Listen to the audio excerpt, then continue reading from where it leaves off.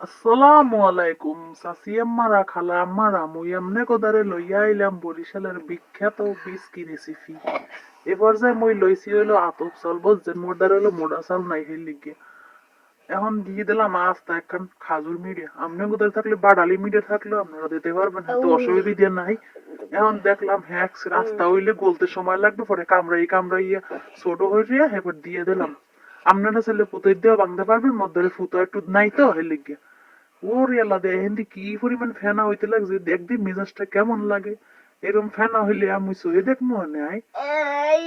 এবারটা কথা কইস নি এখানে। এরপর মুই দিয়ে দিলাম কুচি হইলে রাহা কতদিন না হইল। তো কথার লেগে তো মুই কথাই কইতে পারি না। লেন্ডি পেন্ডির লেগে কে ভিডিও করতে বমু করতে পারি না। পরে কতদিন না হইল দিয়ে লাড়াচাড়া করতে বইলাম। এখানে আপনারা চেষ্টা করবেন অবশ্যই অবশ্যই না হইলি দেওয়ার লেগে, না হইলি দাঁতের নিচে সাবান পড়লে ওরে কি মজা যে লাগে কইয়ে বুঝিতে পারবো না।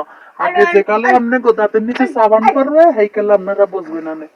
বুঝছেন খালাম্মারা? এবার যে মুই চাউল কতটি ভিজেই রাখছিলাম, বাজা চাউলটি ভিজে নিয়ে শেষ করা হয়ে গেছে। এখন হইলো আপনারা এখানে দিয়ে দেবেন সবটি।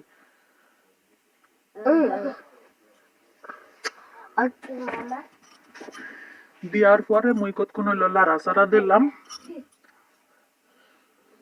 লাড়তেই থাকবেন লাড়তেই থাকবেন লাড়তেই থাকবেন। লাড়াচাড়া দেওয়া শেষ করার পরে পরে হইলে যাইয়ে মুই একটুখানি পানি দিলাম। পরিমাণ মতো পানি দেবেন, আপনি যখন ভিজেই রাখছেন পানি দেওয়ার বেশি দরকার নাই। মুই 30 মিনিট পর্যন্ত এনে রাঁধছি, দেখি কিরম হয়। 30 মিনিট পর্যন্ত রান্নার পরে দেখি চাল ভালো মতো ফুটে না, এবার আরো কতক্ষণ ভিজেই রাখা, আরো কতক্ষণ পর্যন্ত ঢেকে রাখার পর দেখি ভালো মতো ফুটতে গেছে। ওরে আল্লাহ, এই দেখো মগো রাজশাহীর বরিশালের বিখ্যাত বিস্কি রেসিপি, আপনারা অবশ্যই চেষ্টা করিবেন।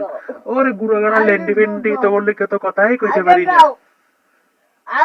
তোকে বাগানে হালাই দেমুনি কইতে পারি না।